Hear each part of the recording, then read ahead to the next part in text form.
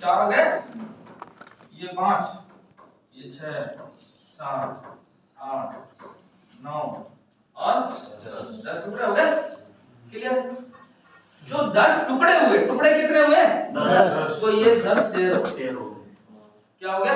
10 share. जिस पैसे से हम बिजनेस स्टार्ट करना चाहते हैं उसके हमने जितने टुकड़े किया हुआ टुकड़ा वो शेयर कहलाता है। क्या कहलाता है? शेयर कहलाता है। ठीक है। और एक शेयर की, एक टुकड़े की अब वैल्यू क्या है? 100 रुपए। यदि यही चीज मैं कहता कि 1000 के 100 टुकड़े करो तो कितने करते आप? 10-10 के 100 नोट रखते हैं, 10-10 के 100 नोट रखते हैं। और एक नोट की वैल्यू क्या होती? 10 रुपए। तो एक क्वांटिटी क्या हो जाती शेयर की? अभी क्वांटिटी कितनी है शेयर की? 10 है। उस समय क्वांटिटी क्या हो जाती? 100।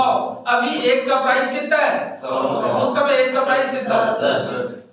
यदि वही मैं कहता मैं 1000 टुकड़े करो तो एक का सिक्का रखना पड़ता आपको 1000। क्लियर हुआ? तो 1000 आपके कंपनी के क्या हो गए? शेयर। तो इसी को कहते हैं शेयर। क्लियर है? इसी को क्लियर नहीं तो बताते जाओ कि नहीं मुझे क्लियर नहीं हुआ। ये होता है शेयर। ये देख लो, मैं सिंपल सा यही चीज लिखूंगा कि शेयर होता है जो कंपनी अपनी टोटल कैपिटल को एक समान प्राइस में क्या कर देती है? बांट देती है। और बांटा हुआ जितने भी हिस्से हैं वो क्या कहलाता है? शेयर कहलाता है। उसके बाद चलते हैं आगे, चलते हैं शेयर मार्केट को देखते हैं कि शेयर मार्केट क्या है। कंपनी क्या है? शेयर इशू क्यों करती है? कंपनी जो है वही आपकी कंपनी है, आप शेयर इशू क्यों करोगे? इसलिए बिल्कुल राइट, बिजनेस को बढ़ाने के लिए। अब मान लो मुझे क्या है, मुझे कोई बिजनेस स्टार्ट करना है। मान लो सीमेंट कंपनी लगाना है, मुझे क्या लगाना है? सीमेंट की फैक्ट्री खोलनी है, सीमेंट की इंडस्ट्री लगानी है। मैंने पेपर पे पहले तो वर्बली पेपर पे प्रोजेक्ट तो बनेगा। प्रोजेक्ट बनाया 3000 करोड़ रुपए का। कितने का? 3000 करोड़ का आपका प्रोजेक्ट बना। आपने इधर उधर से सब जगह से कितने रुपए लेके आए? 1000 करोड़ आपने लोन लिया, वो किया, सारी चीजें कर ली। ठीक है, अभी भी आपके पास रिमेनिंग क्या बच रहा है? 2000 करोड़ बच रहा है। तो ये 2000 करोड़ के लिए आप क्या करोगे? मार्केट में अपना क्या इशू करोगे? पब्लिक फंड जिसको क्या कहते हैं? Public fund. पब्लिक फंड मंत्रा कहां से आएगा? पब्लिक फंड से। नहीं तो आप किधर से लाओगे? कोई भी कंपनी, इंडस्ट्री जब भी बिल्ड होता है खुद के पैसे से नहीं होता है। यदि कोई खुद के पैसे से करना चाहे हो ही नहीं सकता, पॉसिबल ही नहीं, उसके पास अपना पैसा नहीं होता। तो जब भी कंपनी को फंड की आवश्यकता होती है अपने बिजनेस को बढ़ाने के लिए, तो उसके लिए हम लोग क्या करते हैं? कंपनी के लिए वो क्या करते हैं? शेयर इशू करते हैं। अब शेयर इशू करने के लिए की जरूर प्रोसेस क्या है? What is the processing for share issue? क्या है प्रोसेसिंग? किसके जरिए लाएगी? IPO, initial public offering. ये एक जरिया होता है। क्या होता है? एक जरिया होता है कि कंपनी मार्केट में, शेयर मार्केट में जब अपना शेयर इशू करेगी तो कैसे करेगी? किसके जरिए करेगी? आईपीओ के जरिए। अब देखो आईपीओ सिंपल सा एक प्रोसेस है। क्या प्रोसेस होता है? देखना समझना।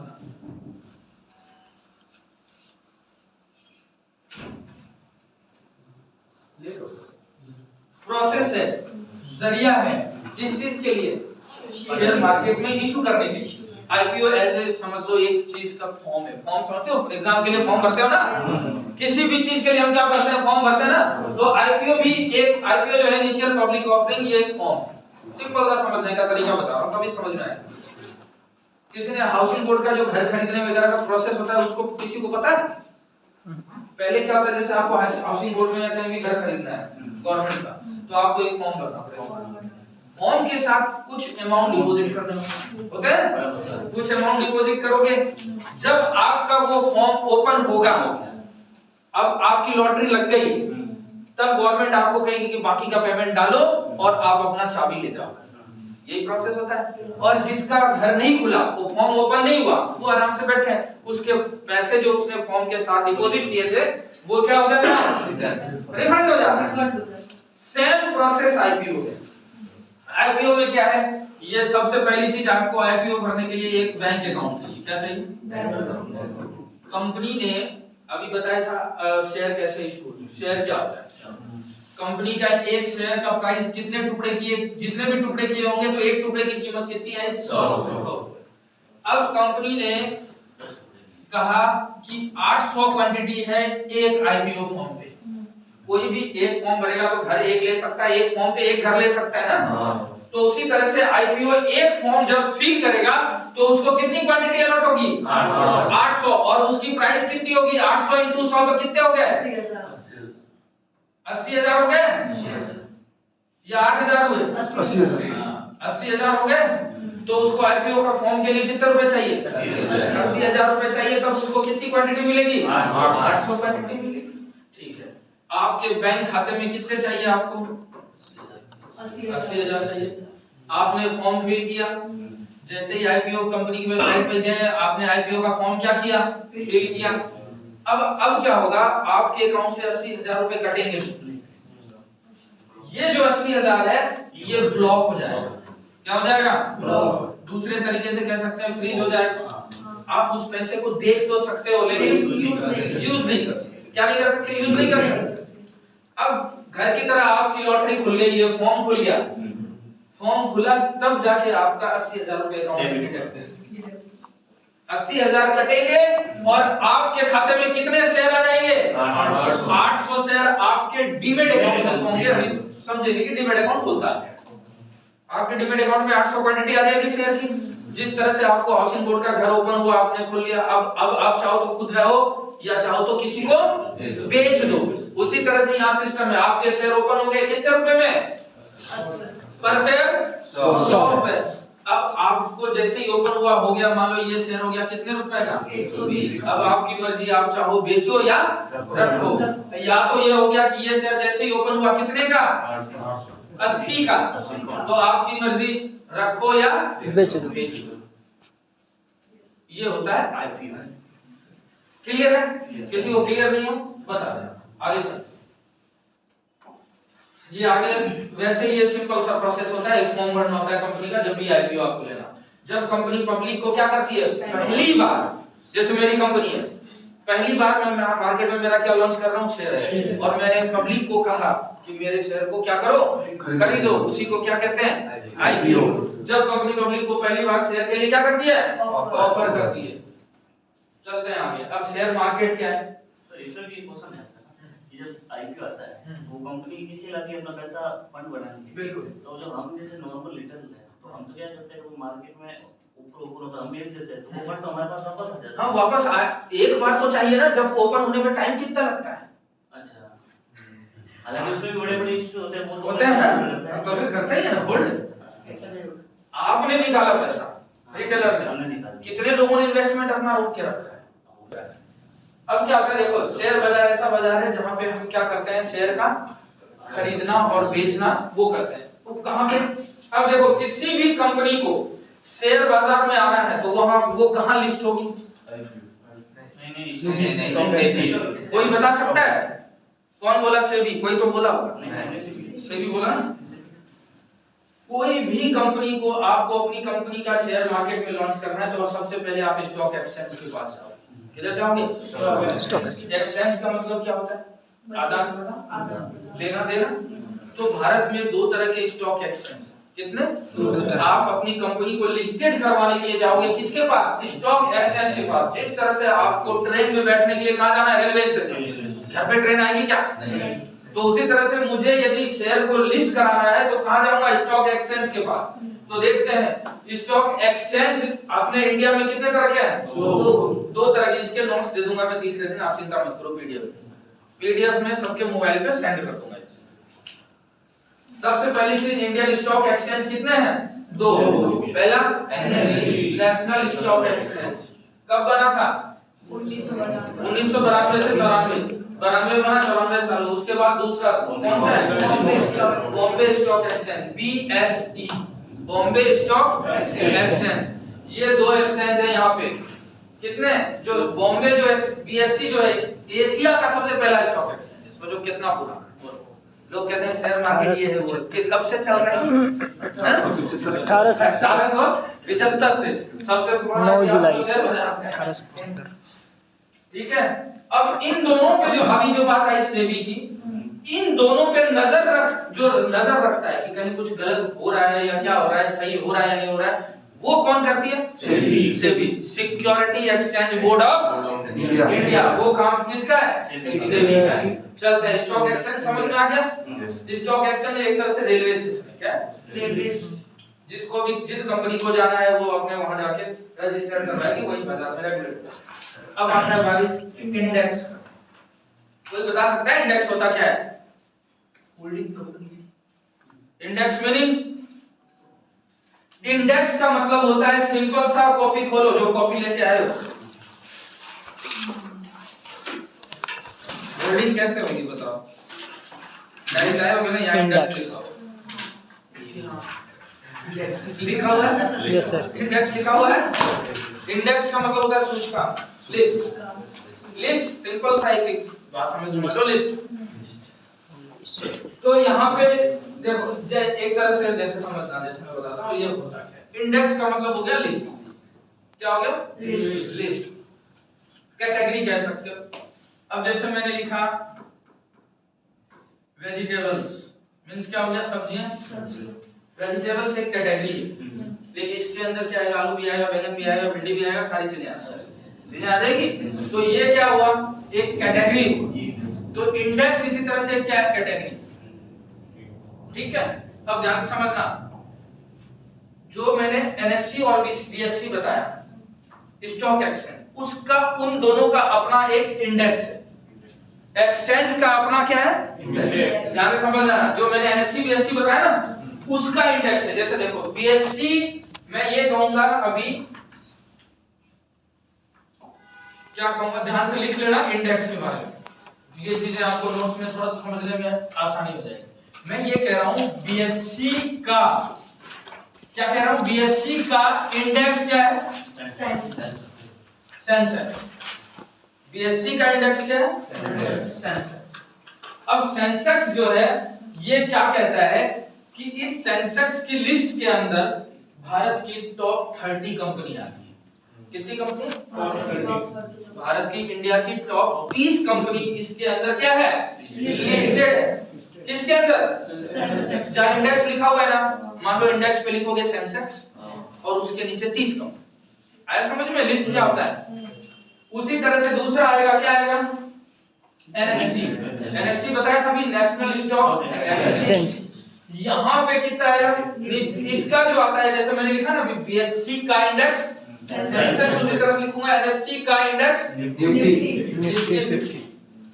भारत की टॉप 50 कंपनी। कितनी कंपनी? 50 कंपनी का लिस्ट होता है, जो कि इंडिया की अर्थव्यवस्था को मेंटेन करता है। कितनी कंपनियां होती है? 50। अब ध्यान से यही चीजें काम आएगी, ध्यान रखना आगे। इसी के अंदर हम काम करेंगे, कैसे करेंगे वो समझेंगे आगे। अब देखो, उसके बाद और भी इंडेक्स आता है, जिसको क्या कहते हैं? Bank Nifty. Bank Nifty means क्या हो गया? टॉप 12। अब इंडेक्स में क्या लिखेंगे? Bank Nifty. और उसके लिस्ट में क्या लिखेंगे? 12 बैंक है, जो 12 बैंकों का नाम हो। उसके बाद क्या आएगा? फाइनेंस निफ्टी इंडेक्स हो गया। इसके अंदर कितनी कंपनी आएगी? 20 फाइनेंस कंपनी। क्लियर है यहाँ तक? यदि किसी को क्लियर नहीं है तो आगे देखेंगे। बैंक निफ्टी फाइनेंस निफ्टी अलग इंडेक्स है, एनएससी का पार्ट नहीं, मैं ये कह रहा हूँ ये भी इंडेक्स।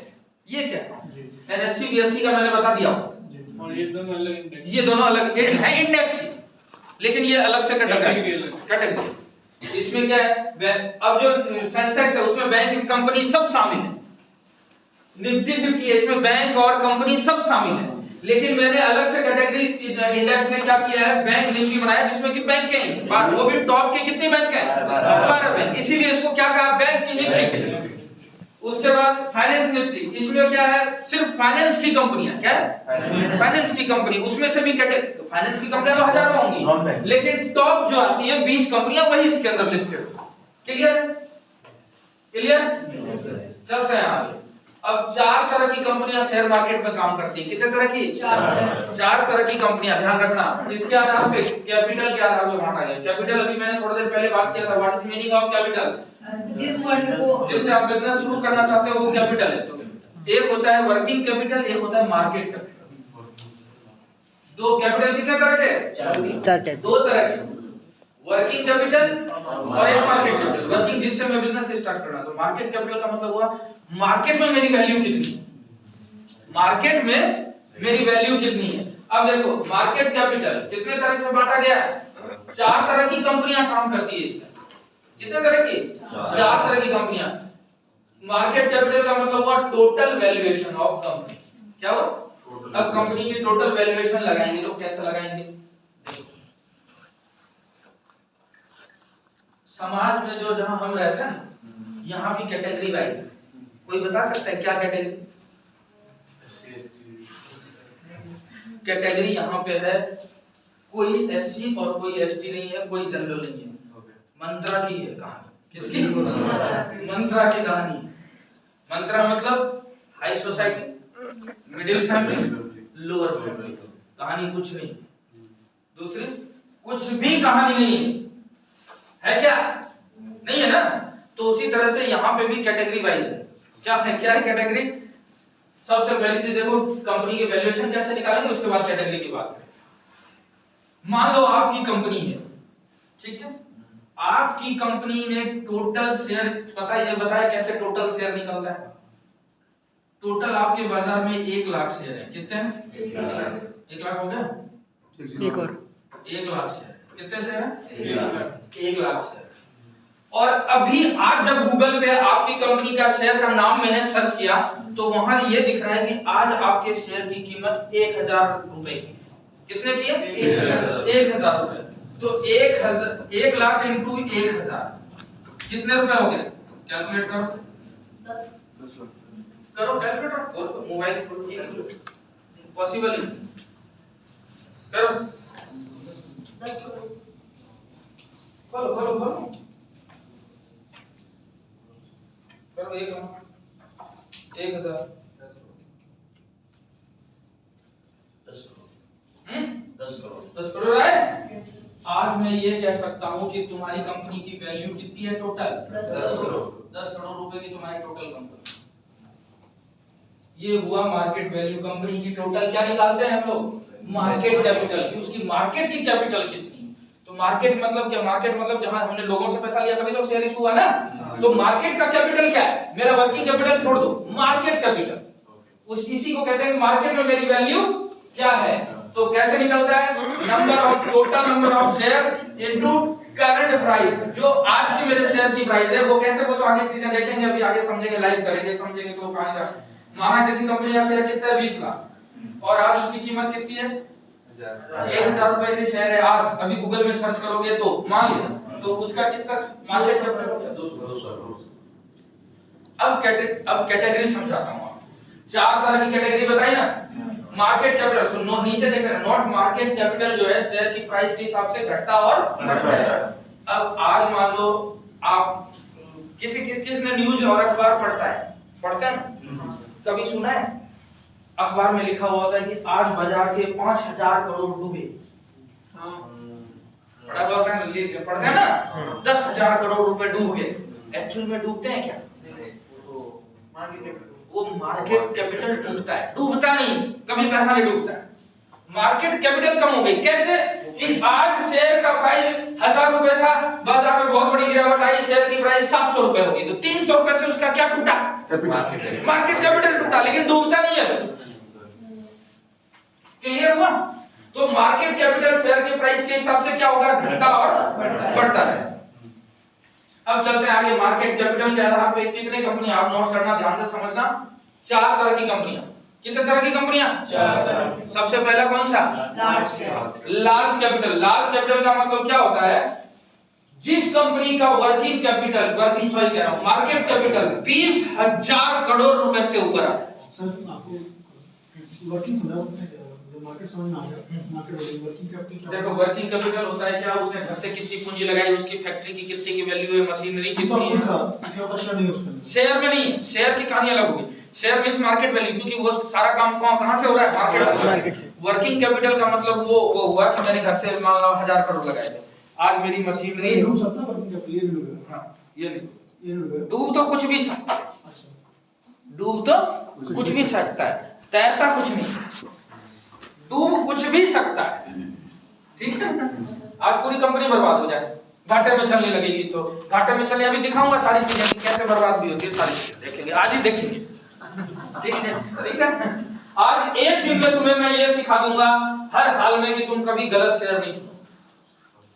अभी 20 मिनट की कहानी में आगे ये सिखा दूंगा कि तुम कभी भी जिंदगी में गलत शेयर तो चुनोगे। ठीक है, चलते हैं आगे।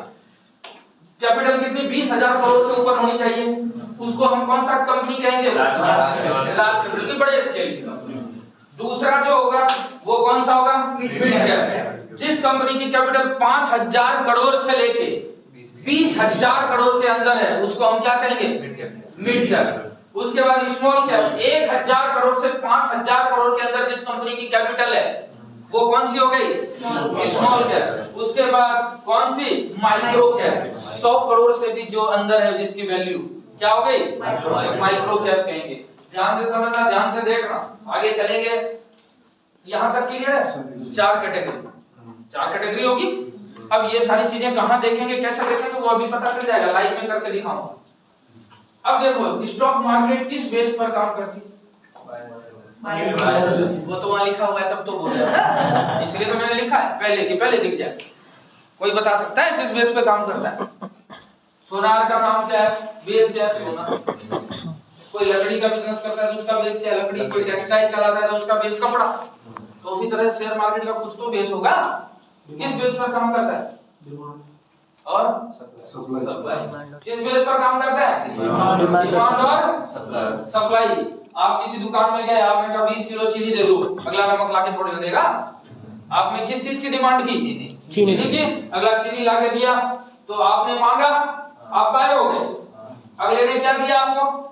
सामान दिया, और बदले में आपने क्या दिया? पेमेंट दिया, उसने पूर्ति कर दी। इसी को कहते हैं डिमांड और सप्लाई। अब देखो डिमांड और सप्लाई को समझने से पहले एक कहानी आएगी। किसी शेयर का प्राइस घटता और बढ़ता क्या है? अभी आप कितनी बार देखे होंगे शेयर मार्केट कौन कौन वॉच करता है? वॉच करते हो कभी? क्या है वॉच? नहीं किया ना? शेयर मार्केट, आज किसी चीज का आपने प्राइस देखा, अभी जैसे किसी शेयर का प्राइस आपने देखा कितना था, मान लो 100 रुपए था। कितना था? 100 रुपए। कल आपने देखा 102 हो गया, परसों आपने देखा 105 हो गया, 110 हो गया। कभी आप देखोगे यही कितने का हो गया? 90 का। कितने का फिर हो गया? 95 का। घट गया, फिर बढ़ गया, फिर 85 आ गया। तो घट भी रहा है और बढ़ भी रहा है। ऐसा क्यों होता है? क्यों होता है? डिमांड ज्यादा होगी तो शेयर बढ़ेगा प्राइस। और प्राइस बढ़ाता कौन है? प्राइस कौन बढ़ाएगा? अब देखो नए लोग जो है उनको समझाना पड़ेगा ना। अब ध्यान से देखना कैसे प्राइस बढ़ता है और घटता है, और कौन बढ़ाता है कौन घटाता है। एक गांव है कोई, इस गांव में 100 फैमिली रहते हैं। कितनी फैमिली? 100 फैमिली रहती है। और उसी गांव में एक भैंस है। कितनी भैंस है? जो कि 40 लीटर दूध देती है। कितना लीटर? 40 लीटर दूध देती है। अब सब घर में 1-1 लीटर यदि दूध चाहिए तो कितने लीटर की रिक्वायरमेंट है? 100। कम से कम 100 लीटर तो चाहिए, इतनी तो रिक्वायरमेंट है। अब लेकिन हो कितना रहा है? 40 लीटर। अगले दिन दूध वाला क्या हुआ, दूध डब्बे में लेकर बैठा। डब्बे में दूध कितना था? 40 लीटर। और लाइन में कितने लोग लगे हुए थे? 100 लोग। और दूध का प्राइस इस बेचारे ने कितना चिपकाया? आज का भाव 60 रुपए। अब सबको पता है कि हमें से किसी 40 को ही मिलेगी, ठीक है? इसने 60 रुपए लगाया। अब इतने में कोई होशियार आदमी इधर से निकल गया है, बोला भैया 70 रुपए दूंगा, दूध मुझे भी देना। भाव कितने बढ़ाए? 10 रुपए। रिश्वत तो हम ही लोग देते हैं ना, रिश्वत देते हैं। जैसे पुलिस वाले देख के गाड़ी पकड़ लिया, साहब ले लो 100 रुपए, तो भाव कौन बढ़ा? हम ही बढ़ा रहे ना। उसके बाद कोई और भी चालू था, उसने बोला भैया कितना दूंगा? 90। किसी ने बोला कितना? किसी ने बोला कितना? पूरा दूध बिक गया कितने में? 150। समझ में आ गया? क्योंकि वहां सप्लाई क्या थी? कम।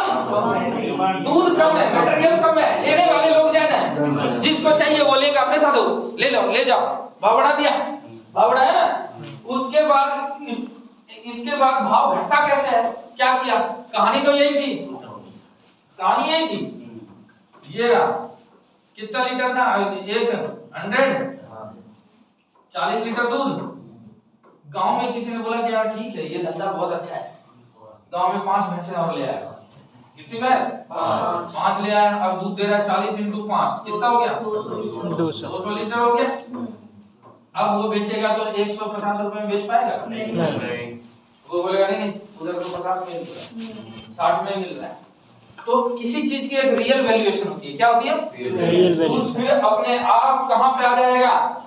60 रुपए पे। इससे नीचे कोई नहीं बेचेगा क्योंकि दूध की लागत उतनी है, उसमें प्रॉफिट है, तो उससे नीचे तो कोई जाएगा नहीं। तो अपने आप कहां आ गया? रियल वैल्यूएशन पे। रेट घटाते भी बायर है और बढ़ाते भी बायर है। कहानी समझ में आ गई? कैसे रेट बढ़ता है और कैसे रेट घटता है। चलते हैं आगे। अब देखो क्या होगा कहानी, सिंपल सा है। जब स्टॉक का डिमांड बढ़ेगा, सप्लाई कम होगी तो रेट। सर रियल वैल्यूएशन से भी कम हो सकता है कि नहीं? रियल वैल्यूएशन से भी कम हो सकता है, बिल्कुल हो सकता है। कितना तक हो सकता है? वो तो जीरो भी हो सकता है, कंपनी डूब गई जीरो हो जाएगा, वो कहानी अलग हो जाएगी। अभी क्या होगा, यदि हमें शेयर खरीदना और बेचना है तो हमें कौन सा खाता चाहिए? जिस तरह से पैसे लेन देन करने के लिए क्या चाहिए? बैंक अकाउंट चाहिए। पैसे लेन देन करने के लिए कौन सा अकाउंट चाहिए? Bank account. उसी तरह से शेयर को खरीदने और बेचने के लिए कौन सा खाता चाहिए? डीमैट अकाउंट चाहिए। डीमैट अकाउंट में जिसमें हम क्या रखते हैं? शेयर रखा, गवर्नमेंट सिक्योरिटी कुछ भी रखा जाता है, और शेयर को खरीदने बेचने के लिए इसी अकाउंट का हम लोग क्या करते हैं? इस्तेमाल करते हैं। तो क्या होता है उसके बाद बीच में कौन आता है? ब्रोकर। क्या होता है ब्रोकर? अब मेरी बात सुनो, आपको रिलायंस का शेयर खरीदना है, पॉकेट में आपके 1 लाख रुपए, रिलायंस कंपनी में जाओ, बोलना साहब 1 लाख रुपए ले लो, शेयर दे दो, देगा क्या? नहीं देगा। कहाँ आना पड़ेगा? ब्रोकर के पास आना पड़ेगा। तो ब्रोकर ही क्या कर सकता है? अब जैसे देखो कंपनी के शेयर, ब्रोकर इन मार्केट, कौन से ब्रोकर होते हैं ये तुम्हें पता है? एंजल, ये बात बहुत फेमस है, सारी चीजें सब बच्चा जानता है इसके बारे में। उसके बाद कौन सा है? क्लाइंट। तो इसके बीच में कौन है? ब्रोकर। हमें यदि खरीदना भी है तो ब्रोकर के पास जाएंगे, और बेचना भी है तो किधर जाएंगे? ब्रोकर के बिना काम नहीं। आप फोन पे से पेमेंट करना है तो फोन पे या गूगल पे कुछ तो चाहिए। फोन पे कौन हो गया? ब्रोकर हो गया। गूगल पे कौन हो गया? ब्रोकर हो गया। एयरटेल मनी कौन हो गया? ब्रोकर हो गया। उसी तरह से शेयर मार्केट में ब्रोकर होते हैं। ठीक है, चले आगे। अब शेयर को एनालिसिस, सबसे मेन कहानी अभी आपको पीछे वाली कहानी अलग थी कि छोटा सा आपको फंडामेंटल बेसिक नॉलेज दिया, लेकिन आगे कहानी क्या होगी? मेन कहानी ये है फंडामेंटल की। किसी भी शेयर को चुने कैसे चुनोगे, कैसे आप एनालिसिस कैसे करोगे? तो देखो सबसे पहले किस बेस पे करोगे? मार्केट का कैपिटल कितनी है? Growth base. कौन सा बेस होना चाहिए? ग्रोथ। अब मुझे पता चला आपकी दुकान में मुझे पैसा लगाना है, तो मैं क्या देखूंगा? इनके दुकान में धंधा, प्रॉफिट, ग्राहक कैसे है? ग्राहक कैसे पता चलेगा मुझे? ग्राहक कैसे पता चलेगा? इनके किस से? सेल्स। अभी मुझे पता चला इन्होंने इस साल 100 रुपए का बेचा, अगले साल 200 रुपए का बेचा, पिछले साल 300 रुपए का बेचा था, उसके बाद 400 का बेचा। तो हमें क्या पता चल रहा है? ग्रोथ पता चल रहा है कि भैया ग्रोथ हो रहा है इसकी कंपनी में। क्या हो रहा है? और ग्रोथ मुझे पता चला यार इस साल तो 100 रुपए का बेचा, पिछले साल बेचा था 500 रुपए का, फिर उससे 600। तो ये देख रहे हैं कि इनका ग्रोथ क्या है? घट रहा है। तो इसकी दुकान में पैसे क्यों लगाएंगे? नहीं लगाएंगे ना। तो सबसे पहला मार्केट कैपिटल, दूसरा ग्रोथ बेस, तीसरा ये आप खुद एनालिसिस करोगे फ्यूचर बेस, उसके बाद शेयर होल्डिंग बेस। अब 2 चीजें हमें मार्केट कैपिटल पता चल गया। ये सब चीजें कहां देखेंगे? वो जब ग्रोथ बेस और होल्डिंग बेस देखते हैं तो हमें पता चलेगा। पहली चीज ग्रोथ बेस देखते हैं, क्या होता है? देखो ग्रोथ बेस पहला टॉपिक ध्यान से समझना। अब यहीं पे है सारी कहानी। किसी भी कंपनी का रिवेन्यू एंड सेल्स देखना है। क्या देखना है? रेवेन्यू एंड कि सेल्स। वो बेच कितने का रहा है, इनकम कितनी जनरेट कर रहा है। 5 साल का देखना है। कितने साल का? 5 साल। 5 साल का कैसा देखेंगे? देखो समझो 2018, 19, 20, 21, 22 कितने साल लिया मैंने? अब मैंने देखा 2018 में 1000 रुपए का बेचा, उसके बाद कितना बेचा? 1025, 1050, 1100। तो हमें इससे क्या पता चल रहा है? कंपनी क्या कर रही है? ग्रोथ कर रही है, सेल्स बढ़ रहा है। उसके बाद क्या देखा हमने? इनकम में भी देखा कितना? 800, 810, 825, 837, 825। तो हमें क्या दिख रहा है? कंपनी में क्या दिख रहा है? ग्रोथ दिख रहा है। उसके बाद क्या है? Net profit. नेट प्रॉफिट क्या हुआ? 210, 226, 239, 254, 275। ये भी कौन से क्रम में होने चाहिए? बढ़ते क्रम में। कितने पॉइंट? 1, 2, 3। उसके बाद देखते हैं और कौन सा? Reserve and surplus. Net profit पता चला आपको क्या होता है? आपका बैकग्राउंड कॉमर्स, ठीक। Reserve and surplus. रिजर्व और सरप्लस क्या होता है? कोई बता सकता है?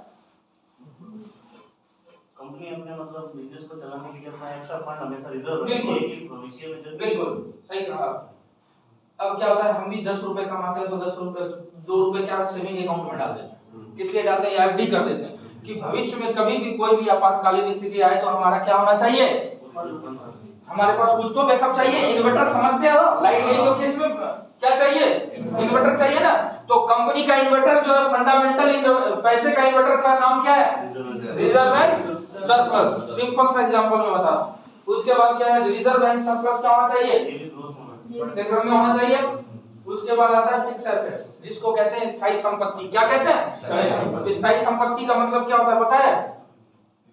तुम्हारे पास कल एक आईफोन था, आज 2 हो गए, फिर 4 हो गए। एक कार थी, अब 2 कार हो गई। एक घर था, 2 फार्म हाउस और खरीद लिए। तो तुम्हारी संपत्ति क्या हो रही है, बढ़ रही है ना। तो उसी तरह से कंपनी का पहले एक प्लांट था, अब 2 प्लांट हो गए। कंपनी का और भी प्रोडक्शन बढ़ रहा है तो मशीनरी बढ़ेगी। तो संपत्ति भी क्या होनी चाहिए कंपनी की, बढ़ते कंडीशन में होना चाहिए। तो ये कितने, उसके बाद जो होना चाहिए क्या होना चाहिए, डेब्ट। सबसे बड़ी चीज आती है, ध्यान समझना। डेब्ट का मतलब होता है कर्ज। क्या होता है? कर्ज का मतलब उधार, जो लेते हो दोस्तों से, लेते हैं ना। हाँ, तो कर्ज का मतलब क्या हुआ, उधार।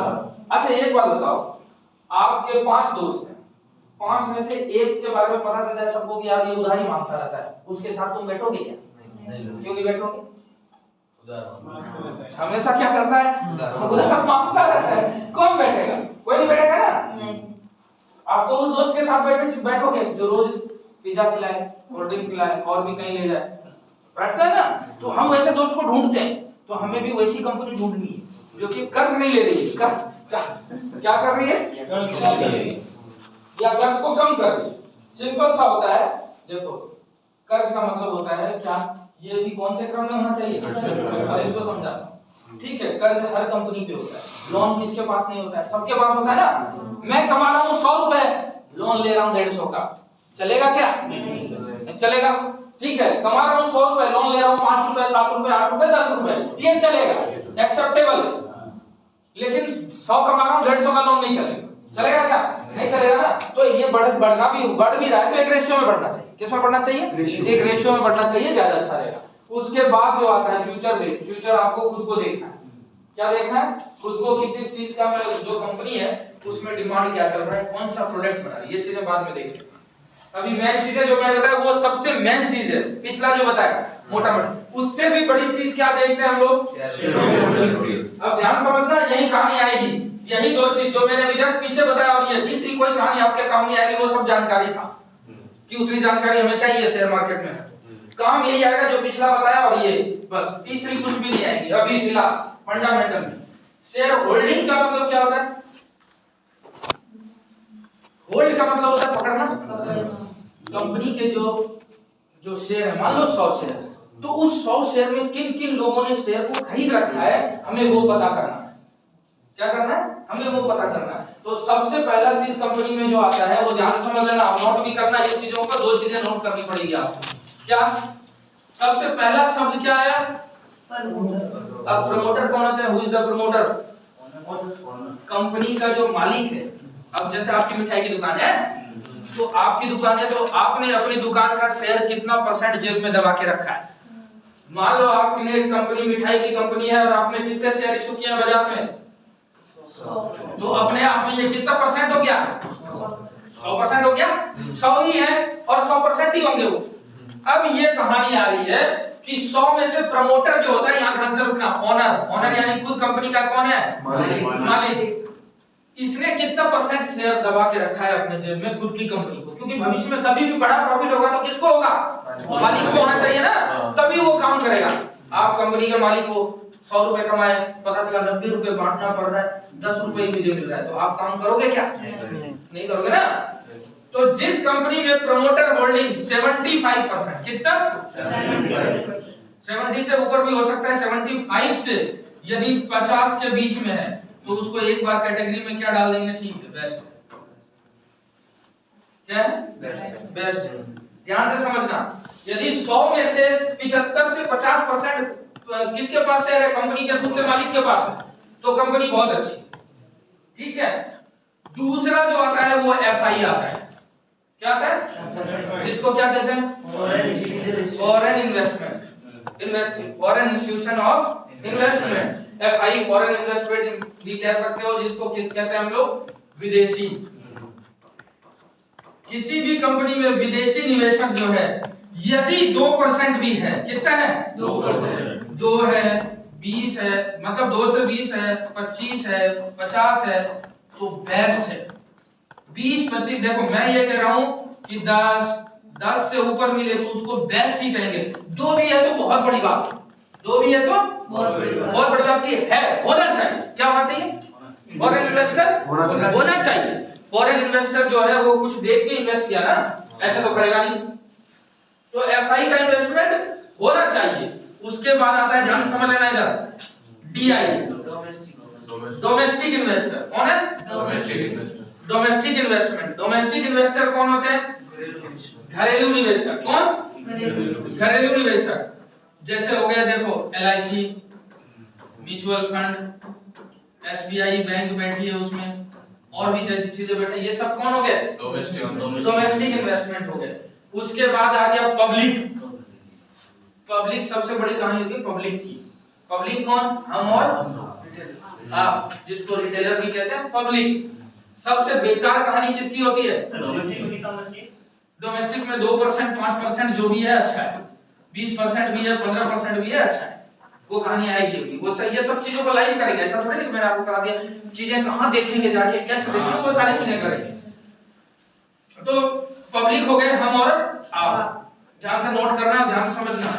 जिस शेयर में, क्या लिख रहा हूं मैं? जिस शेयर में पब्लिक जितना कम हो वो शेयर उतना अच्छा है। क्या होना चाहिए? अच्छा। जितना कम है वो शेयर क्या है? उतना अच्छा है। क्लियर? अब इन चीजों को देखेंगे कहां, वो बता देता हूं। पहले नीचे बैठो ना, मैं बिल्कुल बुला आराम से लास्ट पॉजिटिव। चलो अब इसको देख लें, फटाफट देखना, कल बताऊंगा किधर क्या कैसे है। तो मैं अभी देख के बताता हूं आपको क्या नेक्स्ट। अब लेट हो गया ना, नेक्स्ट वाले तैयार हो गए, 15 मिनट ऊपर हो गए। क्या शुरू ही किया लेट, सब लोग आए। सबसे पहले आपके पास फोन है, नेट चालू कर दो।